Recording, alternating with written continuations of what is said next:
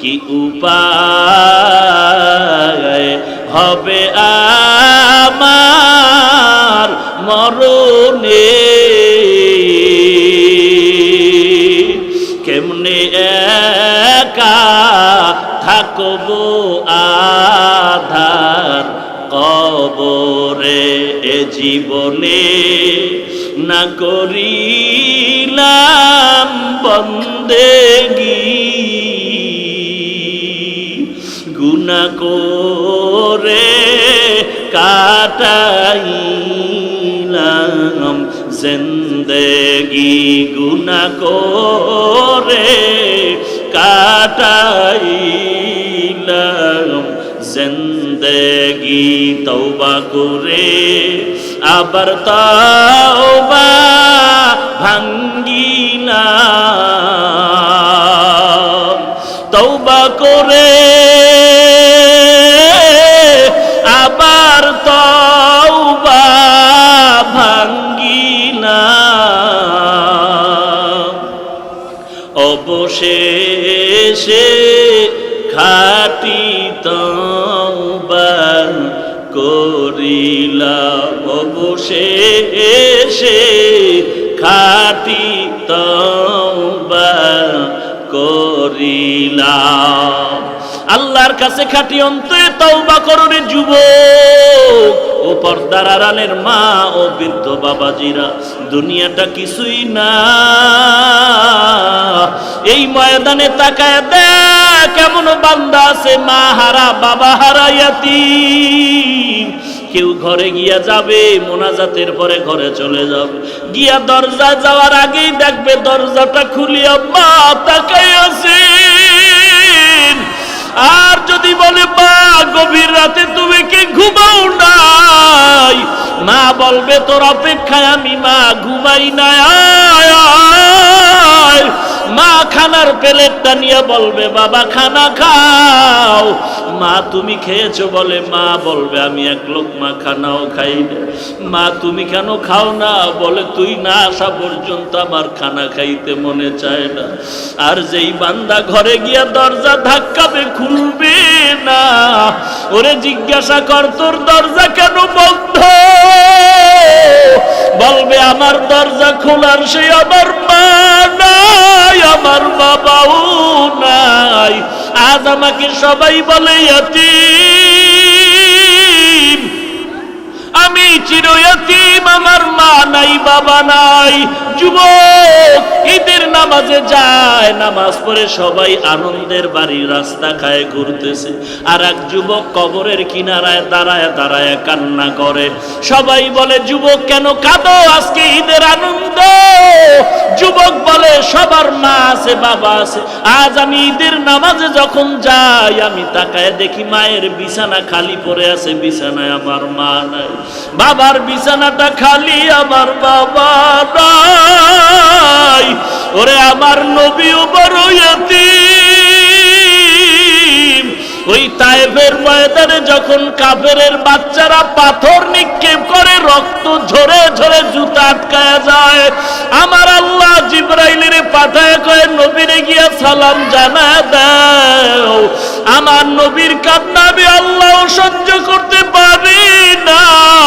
ওই তায়েফের বেঈমানেরা পাথর মারে, আমি নবীর কষ্ট সহ্য করতে পারি না, কান্নাও সহ্য করতে পারি না।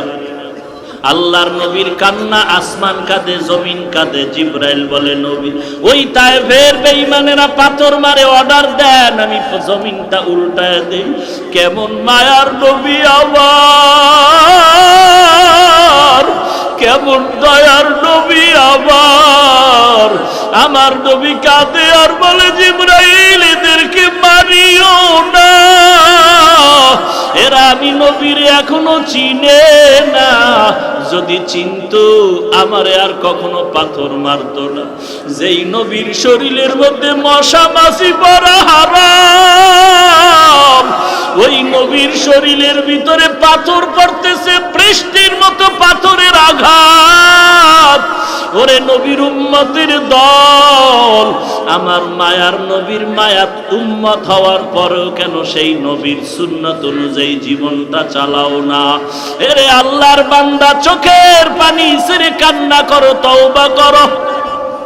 যদি চোখে পানি না আসে, ডানে বামে তাকায় দেখো কার চোখের কোঠায় পানি আছে। আল্লাহর কাছে মোহাব্বতের নজরে কান্না করার চেষ্টা করো, আর কান্নাওয়ালার কাছে দোয়া চাও। কান্নাওয়ালার দোয়া কখনো আল্লাহ খালি হাতে ফিরাইয়া দিবেন।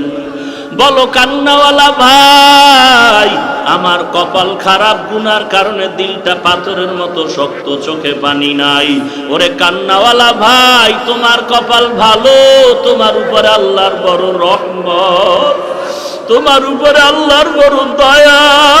তোমার চোখে পানি, আমার চোখে পানিও নাই, গুনার কারণে আমার দিলটা পাথর। এরে আল্লাহর বান্দা, দুনিয়ার ঘরে যদি আগুন লাগে, পানি ছাড়া যেমন ঠান্ডা করা যাবে না, ওরে গুনাহগারের কবরে যদি জাহান্নামের আগুন জ্বলিয়া থাকে, ওই কবরের জাহান্নামের আগুন চোখের পানি ছাড়া ঠান্ডা করা যাবে না রে বাবা।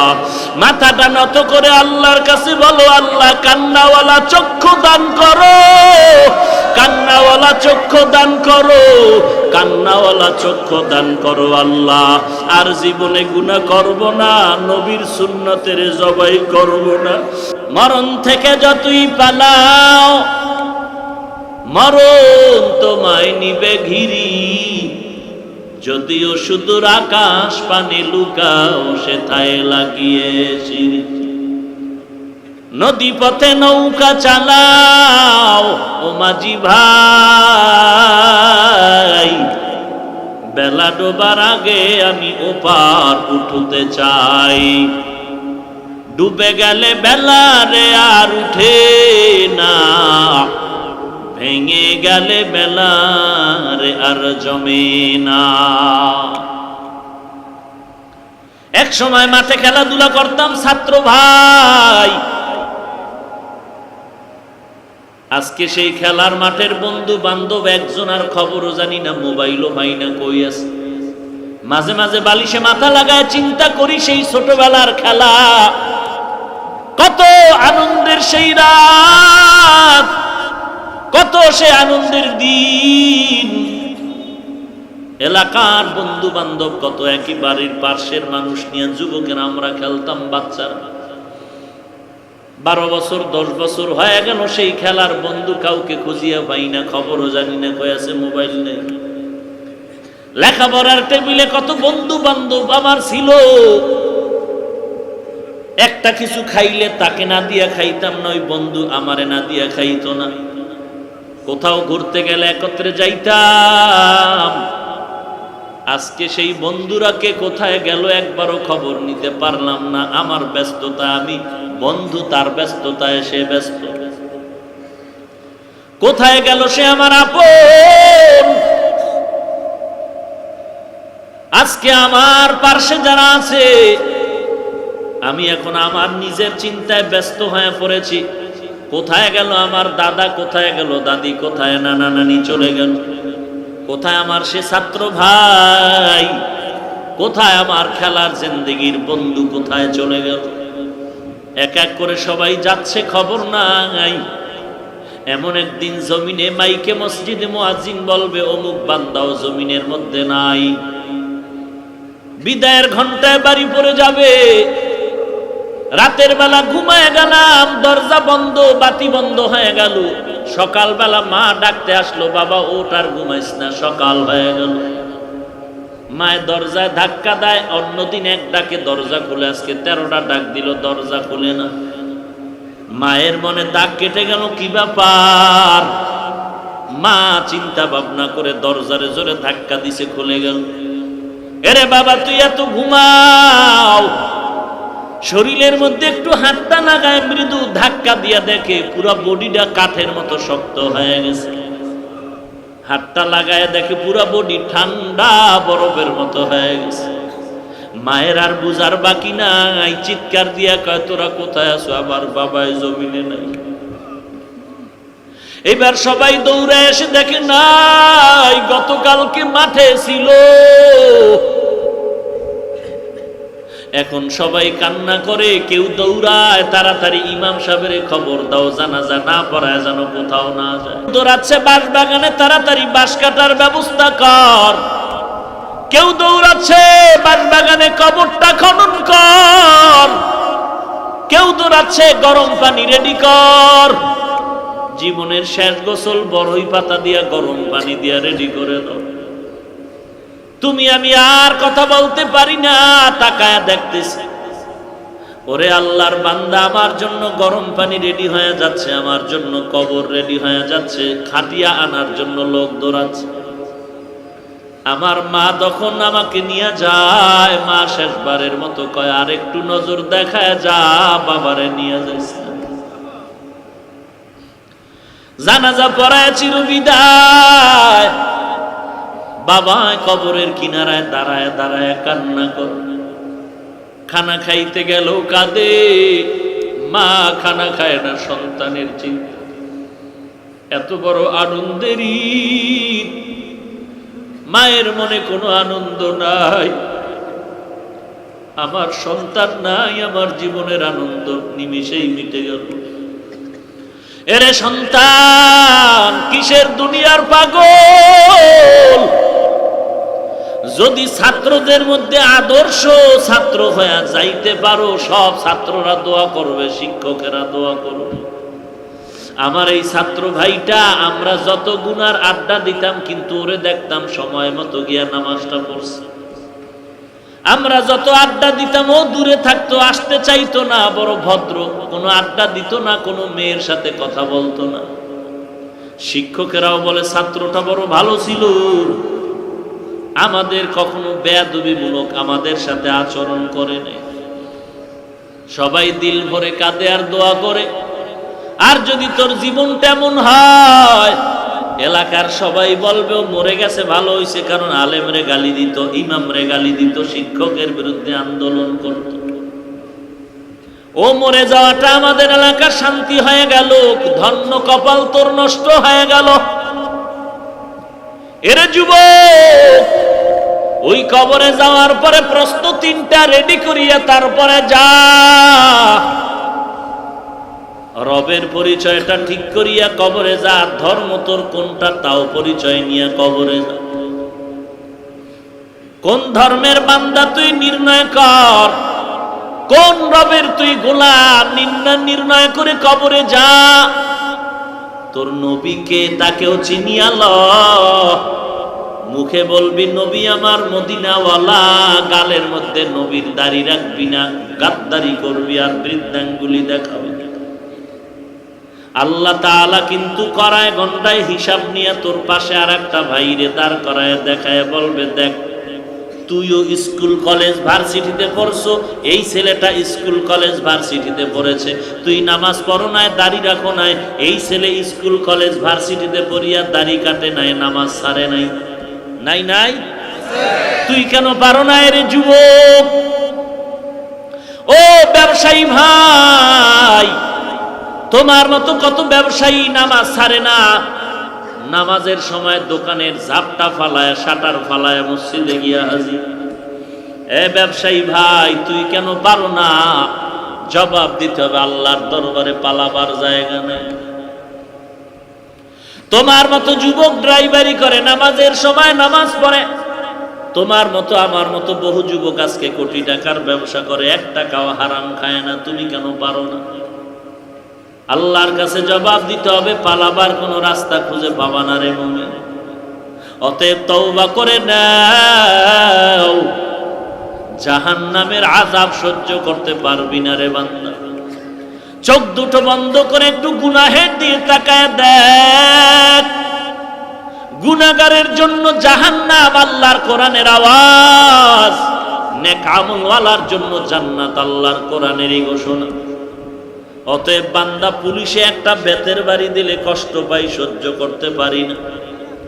আর গুনাহগারের জন্য নবী বলেন, কবরের 2 পার্শ্বের মাটি জোরে চাপ দিবে, চাপের কারণে পাজরের হাড় চূর্ণ বিচূর্ণ হয়ে যাবে। এরে আল্লাহর গোলাম সহ্য করতে পারবে কিনা ভেবে দেখ। এক সেকেন্ডের আযাব সহ্য করার শক্তি নাই, তুমি আমি বড় দুর্বল। একটা বান্দারে পুলিশে ধরিয়া ইচ্ছা রকম পিটাচ্ছে, চোখে পানি নাই। আর একজন আলেম বয়ান করে, ময়দানের 200 হাত পেছনে বসে এক যুবক হাউ মাউ করে কান্না করে। একটু চিন্তা করে দেখ, পুলিশে পিটায় কাঁদে না, এক আলেম বয়ান করে পেছনে বসে এক যুবক কান্না করে, চিল্লায় চিল্লায় কাঁদে। একটু চিন্তা করে দেখ, এই ময়দানটার দাম কত, কোরআনের বরকত কত। ওর অন্তরে যখন জাহান্নামের ছবিটা এসে গেল, আযাবের ভয় অন্তরে ঢুকে গেল, তখন নিজের গুনার সাথে আর আযাবের সাথে মিলাইতে গেল। মিলাইয়া দেখে আমার মতো পাপী বান্দা জগতে আর কেউ নাই। যুবক এমন কোন গুনাহ নাই করে নাই, এলাকার মানুষ তারে রশি দিয়া বাইদা সবাই জঙ্গলে ফালায় দিল। এর মতো খারাপ মানুষ নাই এলাকার থেকে বিতাড়িত। জঙ্গলে যুবকের হাতে পায়ে বেঁধে ফেলে দেওয়ার পর জামানার নবী মুসা, আল্লাহ জিজ্ঞেস করলেন, ও মুসা তাড়াতাড়ি যাও, অমুক জঙ্গলের কিনারা এক যুবক আমার ওলি, তাকে তুমি নিজে জানাজা পড়াও, নিজ হাতে দাফন করে কবরে রাখো। মুসা নবী লোকজন নিয়ে দেখে এলাকার যেই মানুষেরা যেই যুবকের খারাপ বলে সন্ত্রাসী হওয়ার কারণে ওই যুবকের হাতে পায়ে রশি দিয়া বেঁধে জংলায় ফালাইলো, আল্লাহ ওহী নাজিল করলেন সেই যুবকের ব্যাপারে, ইনি নাকি আল্লাহর ওলি, এর জানাজা আমি পড়াবো, এর কবরে দাফন করব।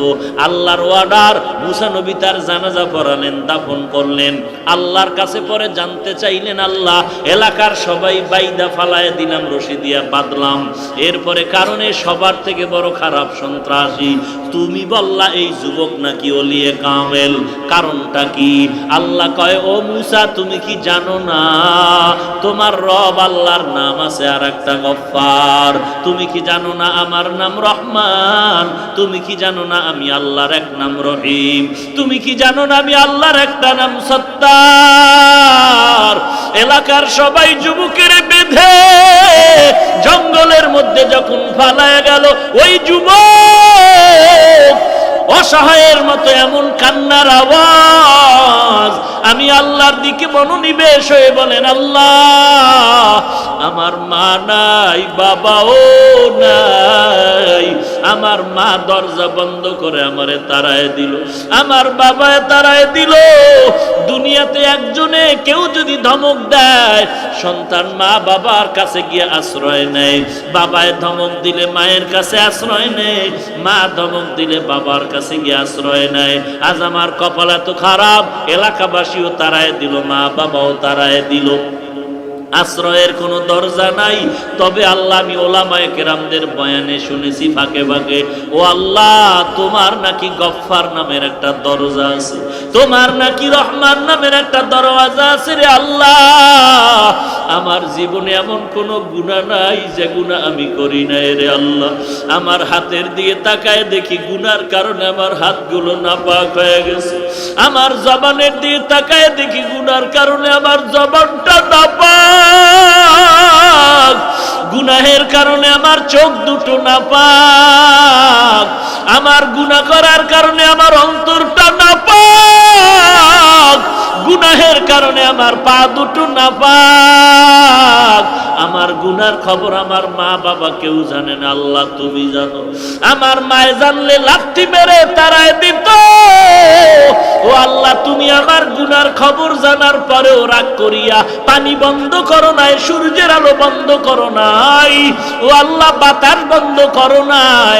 ঘুমের ঘরে কত মানুষ মানুষের মেরে ফেলে অন্যায় করার কারণে, স্বার্থের টানে। ও আল্লাহ আমি এত বড় বড় গুনাহ করছি, তুমি আমারে ঘুমের ঘরেও মারিয়া ফালাও নাই, তুমি দয়া করে যেহেতু বাঁচায় রাখছো আজকে ক্ষমা চাইতেছি। ও আল্লাহ তোমার দরওয়াজা ছাড়া আর কোনো দরওয়াজা নাই, আল্লাহ জীবনে আর গুনাহ করব না, তওবা করলাম। আর জীবনে গুনাহের পথে যাব না, নামাজ ছাড়বো না, বেপরদায় চলবো না রে আল্লাহ। ও আল্লাহ, তুমি রহমান নামের বরকতে মাফ করে দাও। কত বড় বড় বড় বড় বেঈমানকেও তো তুমি মাফ করেছো। ও আল্লাহ, আমি তো তোমার আদরের নবীর উম্মত, যেই নবী উম্মতের জন্য এখনো কাঁদেন। হাসরের ময়দানে সবাই নবীরা নিজের জন্য পাগল পারা হয় কাঁদে, কিন্তু রাহমাতুল লিল আলামিন উম্মতের চিন্তায় বিভোর। ওই নবীর উম্মত হয়ে তোমার দরবারে ক্ষমা চাই, মাফ করে দাও। আর নামাজ ছাড়বো না, আর বেপরদায় চলবো না, মা বাবাকে কষ্ট দিব না, আলেম ওলামাদের বিরোধিতা করি, আর নিজের আমল নামায় কবিরা গুনাহ জমা করব না, গীবত শিকায়াত করে গুনাহ করব না, সহিভাবে কোরআন পড়ব, আল্লাহ ওয়ালাদের কথা মতে জীবনটারে আমলের লাইনে গড়ব, নবীর সুন্নাত অনুযায়ী চলবো। ও আল্লাহ, তুমি আমাকে মাফ করে দাও।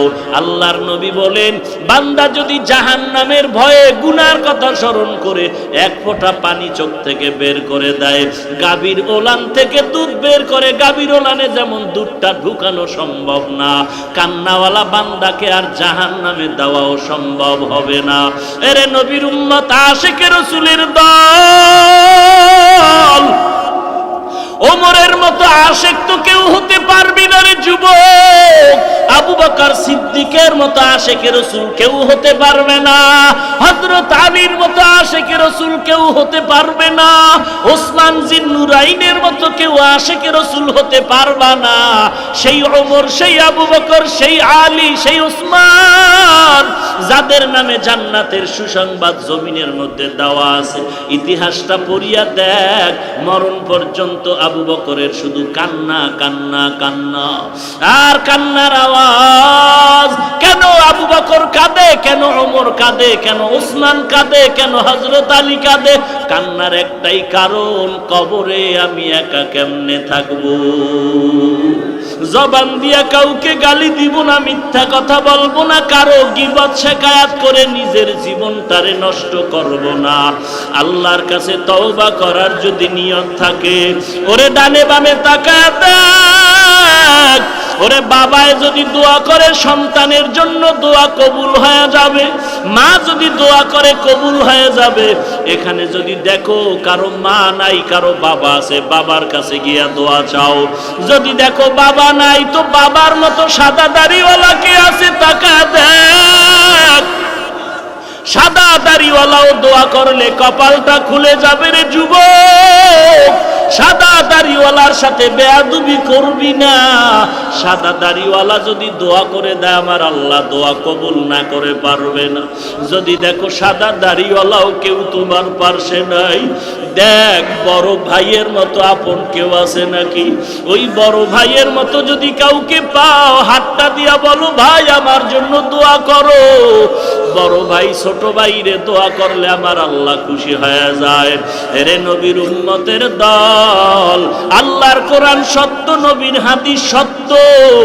গুনাহগারের জন্য কবরে আযাব হবে, জাহান্নামে আযাব তাও সত্য। আল্লাহর কাছে তওবা করে নাও, গলায় ছুরি আসবে, মরে যাব, আর নামাজ ছাড়বো না, দাড়ি কাটবো না, আল্লাহ ওয়ালারে গালি দিব না, বেপরদায় চলবো না, সহিভাবে কোরআন পড়বো।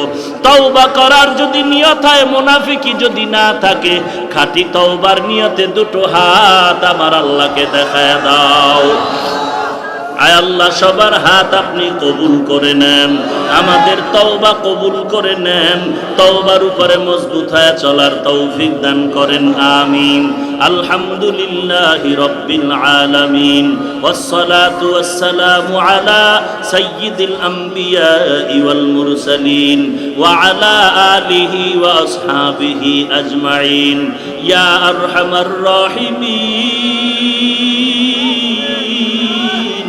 ইয়া আরহামার রাহিমিন, ইয়া আরহামার রাহিমিন। রব্বিরহামহুমা কামা রব্বায়ানি সগীরা, রব্বিরহামহুমা কামা রব্বায়ানি সগীরা। সকলেরই দরজা হইতে ফিরিয়া আপনারও দরজায় রইলাম তাকায়া। আপনি যদি মাফ না করেন বান্দারে, আপনি যদি মাফ না করেন বান্দারে, বলে না আপনার বান্দা যাবে কার দ্বারে, আপনার বান্দা যাবে বলেন কার দ্বারে। আদর করিয়া মানুষ বানায়া, আদর করিয়া মানুষ বানায়া কেমনে দিবেন জাহান্নামে ফালাইয়া। বান্দা যখন জাহান্নামে জ্বলিবে, বান্দা যখন জাহান্নামে জ্বলিবে, আপনি মাবুদ কেমনে চাইয়া দেখিবে। ও আল্লাহ, আমরা তওবার নিয়তে আপনার দরওয়াজায় হাজির। কুদরতের নজর দিয়ে তাকায় দেখেন, এই বৃষ্টির মাঝেও আপনার বান্দারা আপনাকে ভুলে নাই। বসার জায়গাটাও ভালো না রে আল্লাহ, এই কাদা পানির মধ্যে আপনার বান্দারা আপনাকে ভুলিয়া বাড়ি যায়া ঘুমায় নাই। আয় আল্লাহ, বসার জায়গা পায় না, দাঁড়ায় দাঁড়ায় কোরআনের কথা শুনলেন। আয় আল্লাহ, আমরা সবাই গুনাহগারের দল, আমরা সবাই জাহান্নামের আসামি রে আল্লাহ। গুনার কারণে আমার হাত না পাক, আমার চোখ না পাক, গুনার কারণে আমার জিহ্বা না পাক। এই ময়দানে আমার মতো গুনাহগার আর কেউ নাই রে আল্লাহ। আয় আল্লাহ, কথা বলার এলেম নাই, আমল নাই, যোগ্যতাও নাই। আয় আল্লাহ, এরপরও সম্মানের জায়গায় বসাইছেন, গুনার কারণে ফালাইয়া দিয়েন না রে আল্লাহ। আয় আল্লাহ, কত ওলামায়ে কেরামরা হাত তুলেছেন, কত সাদা দাড়িওয়ালা হাজী সাহেবরা হাত তুলেছেন। আয় আল্লাহ, কত যুবক, কত ছাত্র ভাইরা হাত তুলেছেন, কত ব্যবসায়ী,